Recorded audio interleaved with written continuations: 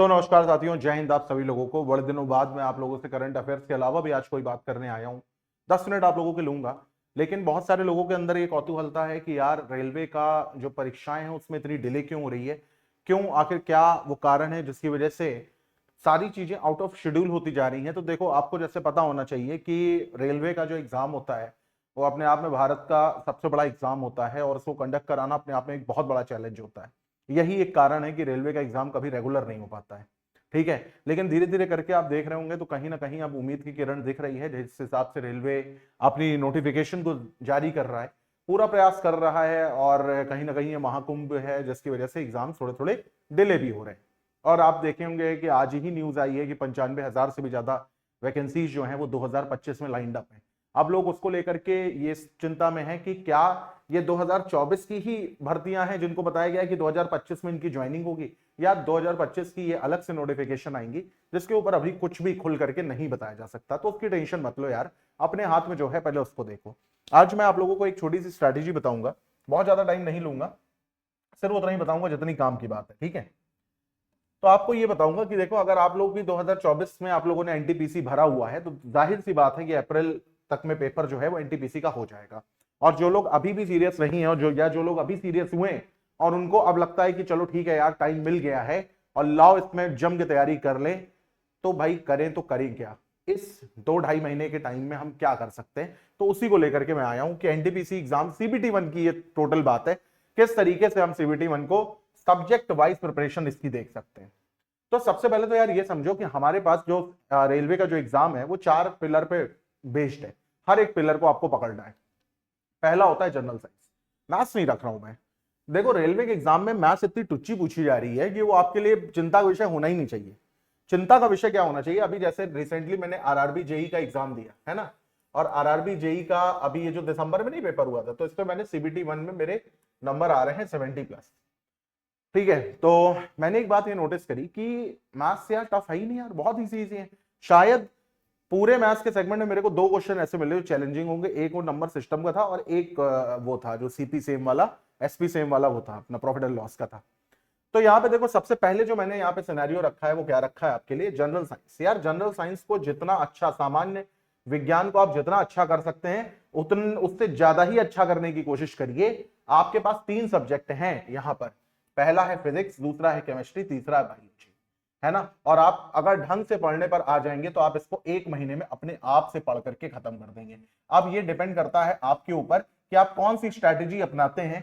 क्या आप basic concept के ऊपर पढ़ेंगे, नोट्स बनाएंगे और उसके बाद फिर क्वेश्चन आंसर करेंगे, या आप क्वेश्चन आंसर से ही कॉन्सेप्ट पर चले जाएंगे, है ना। 2 चीजें होती हैं, कॉन्सेप्ट थ्रू क्वेश्चन, एक क्वेश्चन थ्रू कॉन्सेप्ट।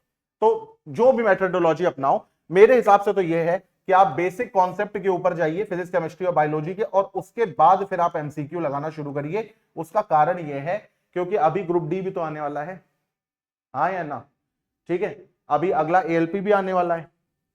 तो अगर आप एक बार साइंस पढ़ लेंगे, आपका नोट्स तैयार होगा ना, तो फिर आपको झिक झिक झिक झिक कौन सी किताब लूं और कौन सी मैगजीन खरीदूं, क्या करूं क्या ना करूं, वो सब आपका कवर अप हो जाएगा। एमसीक्यू यार आज की डेट में इंटरनेट में बाढ़ आई हुई है, जहां से मर्जी वहां से लगाइए।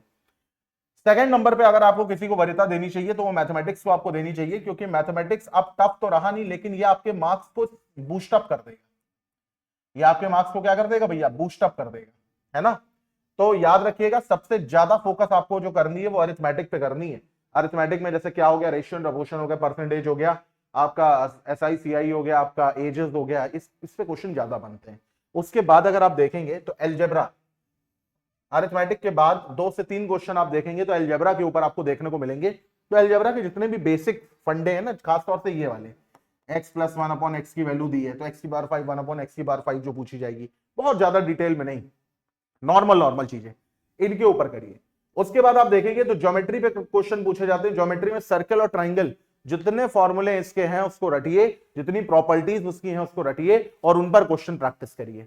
एंड लास्ट आपकी ट्रिग्नोमेट्री है। ट्रिग्नोमेट्री के बेसिक क्वेश्चन, ट्रिग्नोमेट्री आइडेंटिटीज के, इनवर्स आइडेंटिटीज के जो बेसिक से क्वेश्चन है आप उनको देखिए। हाइट एंड डिस्टेंस का जो बेसिक से क्वेश्चन है आप उसको देखिए, यानी हर जोन को आप देखिए। इसमें एक चीज नहीं ऐड है, लेकिन मेंसुरेशन भी इंपॉर्टेंट है ना। मेंसुरेशन भी इंपॉर्टेंट है। मैंने अपने टेलीग्राम पे मेंसुरेशन की एक शीट जो है वो दे दी है। उस शीट में उतने फॉर्मूले हैं कि आपके 2D और 3D के क्वेश्चन हो जाएंगे, है ना। तो 2D और 3D में जैसे आपका हेमिस्फीयर बहुत इंपॉर्टेंट होता है, सिलेंडर बहुत इंपॉर्टेंट होता है।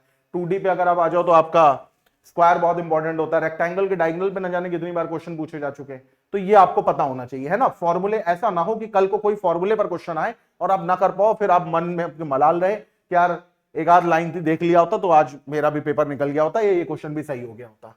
फिर आप जीके जीएस पे आए। अब जीके जीएस बहुत वास्ट है यार, इसकी तैयारी हम कैसे करें, है ना। तो देखो पहली बात तो यह है कि बहुत ज्यादा यूट्यूब के चक्कर में ना पड़ो, पेपर कहीं से कुछ भी पूछा जा सकता है। तो आप ये समझिए कि आपको करंट अफेयर्स तो आने ही चाहिए। तो डेली नियम बना लीजिए कि आप क्या करेंगे, आप दो काम करेंगे। पहला, आप 20 मिनट में रोज के करंट अफेयर्स पढ़ेंगे प्लस लिखेंगे डेली। और अगले 40 मिनट अगर आप ना भी दे पाए तो चलो ठीक है, आप 20 मिनट दे दीजिए, और इन 20 मिनट में आप एक दिन पीछे के करंट अफेयर्स भी देखेंगे। जैसे मान लो आज 10 फरवरी, तो आपने 10 फरवरी का पढ़ा, और अगले 20 मिनट में आपने 9 और 8 और 9 फरवरी के भी करंट अफेयर्स देखे। इस तरीके से आप करेंगे तो ये मान करके चलिए हर दिन आप 3-3 दिन के करंट अफेयर्स पढ़ेंगे, तो भाई 30 दिन में आप समझ लीजिए आप 3 महीना 4 महीने के करंट अफेयर्स पढ़ लेंगे। देखो पूछा तो कहीं से कुछ भी जा सकता है, डिफिकल्टी तो होती है, सबको होती है। जो सबको डिफिकल्टी हो रही तो आपको भी हो रही, तो सब एक ही लय पे है, फिर टेंशन नहीं है। टेंशन उसमें इसमें कईयों को नहीं होती, जिनको नहीं होती है वो सीबीटी 1 पार कर जाएंगे, जिनको होती है वो नहीं कर पाएंगे। तो करंट अफेयर्स सबके लिए भैया खतरनाक है। तो ये आपके ऊपर है कि चलो अच्छा अभी से पढ़ना शुरू कर दो ताकि आपकी पढ़ने की आदत हो जाए, बहुत जरूरी। बहुत से लोग डरते हैं, बहुत से लोग सोचते हैं यार कहां से शुरू करें, करंट अफेयर्स कहां से शुरू करें।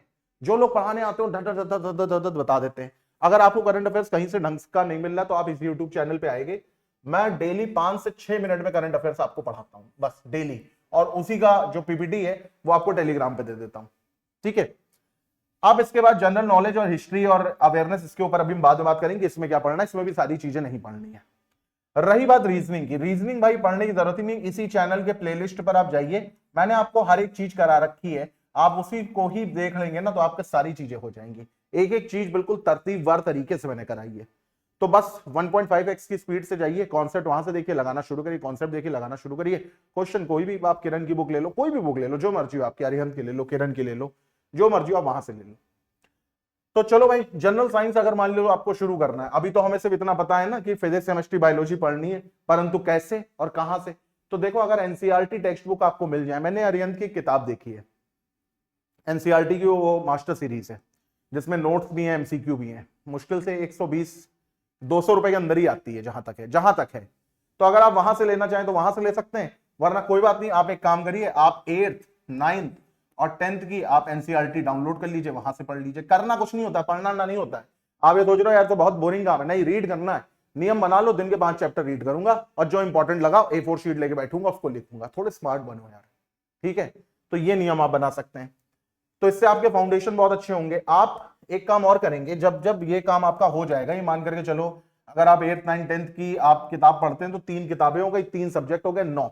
मैंने माना ये काम आपने 15 से 20 दिन में कर लिया, करना ही पड़ेगा आपको, वरना आप यूट्यूब देख लीजिए किसी का, कोई भी टीचर, सब बहुत अच्छा पढ़ाते हैं यार, कोई अच्छा बुरा नहीं होता, बस जो पूरा सिलेबस कंप्लीट करा है वही टीचर बहुत श्रद्धेय है, ऐसा मान के चलिए। उसके बाद आप प्रैक्टिस एमसीक्यू करिए। ये प्रैक्टिस एमसीक्यू आप कहां से करेंगे, तो वाईसीटी की बुक एक आती है ना, वाईसीटी की बुक उठा लो और लगाना शुरू कर दो, एक एक चैप्टर एक एक दिन में लगाओ, वरना 100 क्वेश्चन रोज लगाओ, ज्यादा टाइम नहीं लगता, रीड करना लगाना, रीड करना लगाना। 100 क्वेश्चन अभी सुनने में लग रहा हूँ, 100 क्वेश्चन, अरे यार हर एक चैप्टर में आप देखेंगे 20 क्वेश्चन तो रिपीट ही हो रहे हैं। तो ऐसे नियम बना लो, तो 100 क्वेश्चन भी अगर आप लगा रहे हो तो अपने एग्जाम आते आते आप बहुत कुछ लगा चुके हो गए, ठीक है। इसके बाद जितने भी की पॉइंट है ना, की टॉपिक है, जैसे फॉर एग्जांपल आपको ये पता है कि केमिस्ट्री में ना रिएक्शन पहचानने को आती ही आती है, फिजिक्स में ना लेंस पे क्वेश्चन आता ही आता है, इनके बहुत बेहतरीन नोट्स बना लो और इनको रोज रटो पढ़ो, जो आपको समझ में आए वो करो, ठीक है। जो चीज आपको लगती है तो आती ही आती है, ये तो पूछी जाएगी, फोकल लेंथ का फॉर्मूला क्या है लिख लो, रोज देखो, याद हो जाएगा तुमको एक ना एक दिन, अरे 2 ही दिन में याद हो जाएगा। फिर आप देखोगे ना, जैसे ये काम आपने बहुत अच्छा करा ना, तो इसमें आपके मार्क्स बढ़ने लगेंगे, आप देखोगे 100 में से 80-90 सही होने लगेंगे आपके, 100 में 100 तो कभी नहीं होंगे, क्योंकि वाईसीटी में क्या होता है, एनटीपीसी के क्वेश्चन नहीं होते ना, कभी कभी एएलपी के भी होते हैं, किसी कोई सीबीटी 2 के भी होते हैं, तो लेकिन फिर भी 80-90% आपके सही होने लगेंगे। शुरू तो करो यार काम, जब आप day 1 day 2 day 3 day 37 day 38 पे आओगे ना, तो आपको खुद ही समझ में आ जाएगा, अच्छा यार अब आगे की दिशा जो है वो हमें इस तरीके से दिखेगी। इसके अलावा मैथ्स अगर आप लोगों को स्ट्रॉन्ग अपनी करनी है तो सबसे पहले तो अरिथमेटिक में ना आप परसेंटेज उठाओ, प्रॉफिट एंड लॉस उठाओ। जैसे आपने परसेंटेज उठाया सपोज दैट, है ना, मैं आपको एक बुक बताता हूँ, बहुत अच्छी किताब है। आप लोग ये कह सकते हो कि यार ये तो आउटडेटेड किताब है, लेकिन मेरे को पर्सनली बहुत अच्छी लगती है। वो है बुक HD यादव की, जो नया वर्जन आया है ना। HD यादव में इतनी बढ़िया आपको टाइप वाइज सारी चीजें दे रखी हैं, ठीक है। हालांकि अब तो बहुत सारे एजुकेटर से अपनी खुद की भी किताबें निकालनी शुरू कर दी, तो वो भी आप देख सकते हो। पर एक बार HD यादव अगर आपको कहीं मिले तो एक बार देखना, टाइप वाइज किताब है। जैसे परसेंटेज आपने लगाई, परसेंटेज के सारे टाइप उसमें कवर अप हो जाएंगे। जैसे ही परसेंटेज हो जाए प्रॉफिट एंड लॉस लगा लो, जैसे ही प्रॉफिट एंड लॉस हो जाए डिस्काउंट लगा लो, जैसे ही डिस्काउंट हो जाए SICI लगा लो, जैसे ही SICI हो जाए फिर उसके बाद आप अपना रेशियो लगाओ, रेशियो के साथ पार्टनरशिप लगाओ, पार्टनरशिप के साथ एजेस लगाओ, इसी क्रम में लगाना। फिर अपना टाइम एंड वर्क शुरू कर दो, उसके बाद स्पीड टाइम एंड डिस्टेंस शुरू कर दो। बस अरिथमेटिक खत्म, मिक्सचर एलिगेशन और बचा बस, ठीक है। नंबर सिस्टम में कुछ कुछ चीजें बहुत इंपॉर्टेंट होती हैं, जैसे कि रिमाइंडर थ्योरम बहुत इंपॉर्टेंट है, डिविजिबिलिटी रूल बहुत इंपॉर्टेंट है, नंबर ऑफ जीरो काउंटिंग बहुत इंपॉर्टेंट है ना। तो ये सारी चीजें करो। हालांकि नंबर सिस्टम एक बड़ा टॉपिक है, तो इतनी चीजें तो कम से कम कर ही लो। बाकी आप प्रीवियस ईयर पेपर जैसे ही लगाएंगे आपको समझ में आने लगेगा। YCT आप इसकी प्रीवियस ईयर ले सकते हैं, किरण की आप इससे प्रीवियस ईयर ले सकते हैं। मेरे वो किरण थोड़ी सी इसलिए भी नापसंद है क्योंकि किरण में आप देखते होगे ना, वो किताब में ऐसे ही बीच में, जैसे मान लो ये 2 पन्ने और उसमें ऐसे ऐसे करके क्वेश्चन दिए होते हैं, ये बीच की लाइन बहुत खलती है मुझे। तो आप चाहें तो YCT ले सकते हैं, जो मर्जी हो आपकी वो आप ले सकते हैं। चलो फिर उसके बाद जैसे ही आपने अरिथमेटिक खत्म करी ना, आपको अलजेब्रा पे आना है, सीक्वेंस आप यही रखेंगे। फिर आप ज्योमेट्री पे आ सकते हैं, जिसमें ट्राइंगल हो गया, सर्कल, एरिया, वॉल्यूम। इन्होंने ज्योमेट्री और मेंसुरेशन को एक ही यहां पर रखा गया, आप चाहे तो एक ही रख सकते हैं, चाहे तो अलग रख सकते हैं, ठीक है। फिर trigonometry, basic question, basic trigonometry के रेशियो, आइडेंटिटीज, बस थोड़ा बहुत हाइट एंड डिस्टेंस, इसके अलावा और कुछ भी नहीं। बाकी पढ़ने पे कम ध्यान दो, मतलब सीख लो जल्दी जल्दी। पहले ये होता है ना कि आप एक काम करिए ना, कम से कम 20 से 25 दिन लगा करके आप अपना सिलेबस कंप्लीट करिए। सिलेबस तभी कंप्लीट हो पाएगा जब हर चैप्टर पे आप 25 से 30 क्वेश्चन लगाएंगे। अगर हर चैप्टर पे आप 100 क्वेश्चन लगाएंगे तो आपका सिलेबस ही नहीं कंप्लीट होगा। और एक नॉर्मल स्टूडेंट की चिंता ये होती है, जब तक उसका सिलेबस ना पूरा हो तब तक वो प्रैक्टिस और इन सब की कभी सोचता ही नहीं। मॉक वॉक की, मॉक तो बहुत दूर की बात है, प्रैक्टिस ही नहीं करे कभी, ठीक है भाई। GK GS की करंट अफेयर्स के ऊपर आपको ये बात समझनी पड़ेगी कि अगर आपके पास न्यूज़पेपर पढ़ने का समय है तो पढ़िए, नहीं पढ़ने का समय है तो आपके लिए बहुत सारे टीचर्स यूट्यूब पे न्यूज़पेपर पढ़ रहे हैं 2x की स्पीड पे, किसी को भी सुन लो जो अच्छा लगता हो, और मेन मेन की पॉइंट उठा लो, ठीक है। याद रखना था हिंदू आपको नहीं पढ़ना, इनसे दूर रहना आपको। कोई भी हिंदी राष्ट्रीय बढ़िया मस्त अखबार उठा लो और काम की चीजें पढ़ लो, ठीक। फिर यहां पर GK की बुक जो सबसे अच्छी होती है, अगर आपको सिलेबस जल्दी कंप्लीट करना है तो आप अरिहंत की मनोहर पांडे ले सकते हैं, और अगर आपको मस्ती से पढ़ना है तो आप लूसेंट ले सकते हैं। ये टोटली डिपेंड करता है आपके ऊपर, ठीक है। अब इसमें करना क्या है, जैसे मान लो हिस्ट्री है, अब आपको पता है हिस्ट्री में एंशियंट, मेडिवियल और मॉडर्न है, सबसे ज्यादा मॉडर्न पूछी जाती है। तो इंडिया जैसे ही गांधी जी आते हैं समझ लो मॉडर्न हिस्ट्री शुरू हो जाती है। तो वहां से चीजें पढ़ना शुरू कर दो, मेन मेन चीजें रीड करो। क्या करता था मैं, क्या करता था तैयारी के समय, जैसे मान लो मैंने लूसेंट उठाई तो मैंने लूसेंट को उठा करके ना रीड करना शुरू करा है। अब जब मैंने पहली बार रीडिंग करी तो मैंने पहली बार सारी पूरी किताब रीड करी, लेकिन पेंसिल और मार्कर लेकर के बैठा और वो चीजें मार्कआउट कर ली जो मुझे इंपॉर्टेंट लगी। अगली बार जब मैं पढ़ूंगा तो मैं सिर्फ वही पढ़ूंगा जो मैंने मार्क किया है। तो वो इतनी मोटी किताब मेरे लिए इतनी बड़ी होगी। एक बार तो यार मेहनत करनी पड़ेगी, फिर आपका ग्रुप डी भी तो लगा हुआ है, अदर एग्जाम भी तो लगे हुए हैं, तो एक बार अगर आपने मेहनत कर ली तो आपका काम बन जाएगा। अच्छा दूसरी बात, नोट्स वही बनाओ जो बहुत इंपॉर्टेंट हो। कई लोग ऐसे नोट्स बनाते हैं कि पता चला 200 बनने की लूसेंट है तो 300 बनने के उनके नोट्स हैं, तो इससे अच्छा किताब ही पढ़ लो। समझ आई बात। वही चीज लिखो जो बहुत इंपॉर्टेंट हो, A4 शीट में लिखो, कॉपी वॉपी ना खरीदो। आपने मॉडर्न हिस्ट्री के 2-4 A4 शीट आपने ली और मेन मेन चीजें लिख दी, स्टेपल मार के रख दिया। मॉडर्न हिस्ट्री जब मर्जी हो उठ करके पढ़ ली, सुबह उठो रिवाइज करो, रात में सोने से पहले रिवाइज करो। ये सब काम आप कर सकते हैं ना, पूरा पुलिंदा नहीं आपको बनाना, बेचना थोड़ी ना है। प्लस कुछ वेबसाइट है जैसे टेक्स्ट बुक हो गया, अड्डा 247 हो गया, यहाँ पे जाकर के आप ना सेक्शन मॉक जो होते हैं फ्री के, आप वो दे सकते हैं जाकर के। अब तो YCT भी फ्री के मॉक दे रहा है, तो वहां पर भी जाकर के आप दे सकते हैं, ठीक है। तो ये काम आप इसमें कर सकते हैं। रीजनिंग में आपको क्या करना है, जैसे वर्बल रीजनिंग है तो वर्बल रीजनिंग में जैसे आपको पता है सिलॉजिज्म बहुत इंपॉर्टेंट है, पूछा जाता है। आपको पता है सीरीज बहुत इंपॉर्टेंट है, पूछी जाती है। आपको पता है कि आपसे क्या बोलते हैं उसको अपना, अरे यार ये डायरेक्शन एंड डिस्टेंस जो होता है ये पूछा जाता है। ऑर्डर एंड रैंकिंग आपसे पूछी जाती है। इसके अलावा आपसे लॉजिकल वेन डायग्राम के क्वेश्चन पूछे जाते हैं। इसके अलावा आपसे क्रिटिकल रीजनिंग पूछी जाती है ना। फिर यहाँ पर देखो ये क्या कह रहे हैं, नॉन वर्बल रीजनिंग में आपसे बहुत इंपॉर्टेंट है इमेजेस, ये आपसे पूछी जाती हैं। तो इस टाइप के क्वेश्चन रीजनिंग अगर आपकी थोड़ी बहुत भी अच्छी है, आपकी 40-50% अच्छी, तो मैं कहूंगा पढ़ाई का चक्कर छोड़ो, अब आपसे प्रैक्टिस करो। डेली 50 क्वेश्चन आप बना लो कि हमें प्रैक्टिस करने हैं, और रीजनिंग का टाइम जब आप बहुत सुस्त फील करते हैं 2 से 3 बजे, तब उसको सॉल्व करने शुरू किया, क्योंकि सॉल्व करोगे, सॉल्व होने लगी, मजा आने लगी, नींद गायब हो जाएगी। इस तरीके से आप काम करिए, ठीक है। इसके अलावा भाई टाइम देखो आपको मैनेज करना पड़ेगा, क्योंकि आज अगर आप टाइम नहीं मैनेज करेंगे, अपॉर्चुनिटी खोते जाएंगे, तो ये अपॉर्चुनिटी दोबारा नहीं आएगी, और आएगी तो आपकी एज निकल जाएगी, या आप फ्रस्ट्रेट हो जाएंगे। आप कहोगे रेलवे तो 33-35 साल देता है, 33-35 साल इतनी एनर्जी थोड़ी ना रहेगी, अभी परिवार के ताने, समाज के ताने सुन सुन के परेशान हो जाओगे, कोई हटिया घटिया नौकरी पकड़ लोगे। तो इसलिए अभी मौका मिला है, तैयारी करिए। आपको क्या करना है भाई, सबसे पहले अपनी रोज की स्ट्रैटेजी प्लान करो, डेली। कोई दिन ऐसा ना जाए जिस दिन तुमने, जैसे मान लो आज मैंने तुमने बोला कि 1 2 3 4 5 काम लिखे और सबके बगल में बॉक्स बना दिए, कोशिश करो कम से कम 4 टिक तो यार होने ही चाहिए रोज, ना 5 हो पाए तो 4 तो होने ही चाहिए आपके। तो रोज की स्ट्रैटेजी अपनी आप प्लान करिए, और जब भी आप काम कर रहे हैं, सबसे पहले कोशिश ये करिए इजी पोर्शन पहले करें। जब भी जैसे फॉर एग्जांपल आप मॉक लगा रहे हैं, पहले इजी क्वेश्चन लगाइए, साइंस के क्वेश्चन हो गए, जीएस जीके के क्वेश्चन हो गए, आप इनको लगाइए। मैथ्स हो सकता है आपको टफ लगे तो आप आखिरी में रखिए, ठीक है। इसके अलावा ये है कि भाई देखो, स्टक होने की आदत बंद करो। एवरेज पता चला सॉल्व कर रहे हैं, नहीं समझ में आ रहा है, अरे नहीं आ रहा तो कोई बात नहीं, अगले दिन पढ़ लेंगे, आज एवरेज मत पढ़ो, आज मैथ्स मत पढ़ो। मतलब कोई भी काम ऐसा ना करो कि पता चला आपका मूड खराब हुआ जिसकी वजह से आपका दिन खराब हो गया, ऐसा कोई काम नहीं करना है, ठीक है। इसके अलावा आप ये बात ध्यान रखिएगा हमेशा कि अपने आप को रिव्यू करना बहुत जरूरी है ना। जो भी काम आप कर रहे हैं, हर दिन बैठ करके सोचिए आज मैंने कहां गलती करी। ये बात ध्यान रखिएगा, ये सिर्फ आप तैयारी करते करते तैयारी नहीं होंगे, बल्कि एक अच्छे इंसान भी आप बन जाएंगे, बहुत अच्छी आपकी एक लेवल पे तैयारी होगी और एग्जाम देने में मजा आएगी, आप इंतजार करेंगे एग्जाम का।